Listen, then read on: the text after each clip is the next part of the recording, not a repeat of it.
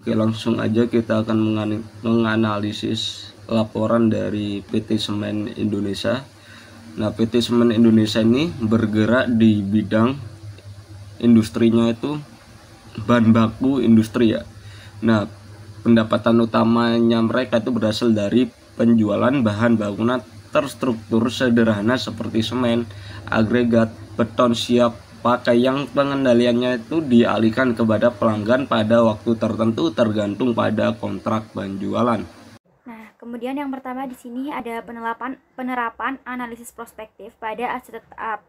Nah, biaya legal awal untuk mendapatkan hak legal diakui sebagai bagian biaya akuisisi tanah. Biaya-biaya tersebut tidak disusutkan. Nah, biaya terkait dengan pembaruan hak atas tanah diakui sebagai sesuai dengan perlakuan akuntansi hak atas tanah pada saat transaksi awal.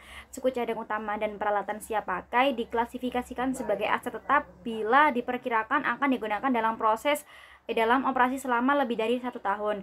Kata tanah di sini dinyatakan berdasarkan biaya perolehan dan tidak disusutkan. Penyusutan selain tanah dan pertambangan dihitung menggunakan metode garis lurus setelah memperhitungkan nilai residu berdasarkan taksiran masa manfaat ekonomis aset tetap sebagai berikut. Di sini ada yang pertama bangunan, jalan, jembatan, dan pelabuhan disusutkan selama 15 sampai 50 tahun. Yang kedua ada mesin disusutkan pada tahun kedua sampai 50 tahun. Yang ketiga ada alat-alat berat dan kendaraan disusutkan selama 4 sampai 30 tahun. Kemudian ada perlengkapan dan peralatan kantor disusutkan selama 2 sampai 8 tahun. Nah, nilai sisa aset masa manfaat dan metode penyusutan ditelaah dan jika perlu disesuaikan. Pada setiap akhir periode, pelaporan dan pengaruh dari setiap perubahan estimasi tersebut berlaku prospektif. Selanjutnya yaitu ada properti investasi. Pengertian dari properti investasi sendiri adalah tanah dan bangunan atau keduanya yang dimiliki dengan tujuan menghasilkan pendapatan sewa untuk meningkatkan nilai aset.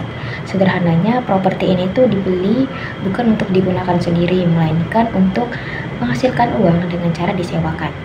Contohnya itu bisa berupa apartemen, ruko, atau tanah. Dalam laporan keuangan milik Semen Indonesia, di sini tuh mengatakan bahwa properti investasi, masa manfaat ekonomis, nilai residu dan metode nilai penyusutan ditelaah dari setiap akhir tahun dan pengaruh dari setiap perubahan estimasi tersebut berlaku prospektif. Dalam akuntansi, prospektif ini tuh merujuk pada suatu pendekatan atau metode yang berfokus pada masa depan. Nilai wajar properti investasi diungkapkan dalam catatan atas laporan keuangan konsolidasian berdasarkan metode penilaian profesional untuk menentukan harga pasar kini atau dengan menetapkan metode kas arus diskonto. Saya akan membahas mengenai perspektif pada provisi dalam laporan keuangan PT Semen. Nah, sebelumnya saya ingin menjelaskan mengenai apa itu provisi. Nah, jadi provisi dalam konteks keuangan dan akuntansi secara sederhana itu adalah cadangan dana yang disisihkan oleh satu perusahaan untuk menutup kemungkinan kerugian atau biaya yang mungkin timbul di masa depan. Seperti contohnya tuh kayak uang saku. Nah, yang disiapkan untuk menghadapi situasi tidak terduga. Nah, dalam konteks rehabilitasi dan restorasi tanah tambang, provisi ini spesifik mengacu pada jumlah uang yang dialokasikan oleh perusahaan tambang untuk membiayai kegiatan pemulihan lingkungan setelah aktivitas pertambangan selesai, termasuk biaya reklamasi, rehabilitasi, maupun pemantauan. Nah, pada gambar ini prospektif mengacu pada cara perusahaan memperhitungkan biaya masa depan yang terkait dengan rehabilitasi dan restorasi tambang. Nah, artinya perusahaan tidak hanya menghitung biaya yang sudah terjadi saat ini, tetapi juga memperkirakan biaya-biaya yang mungkin timbul di masa depan akibat aktivitas pertambangan. Biaya-biaya masa depan ini kemudian diakui sebagai beban atau biaya produksi pada saat perencanaan dan pelaksanaan kegiatan pertambangan.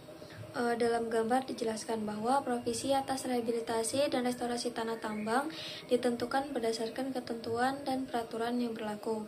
Estimasi beban diakui dan dibebankan sebagai biaya produksi.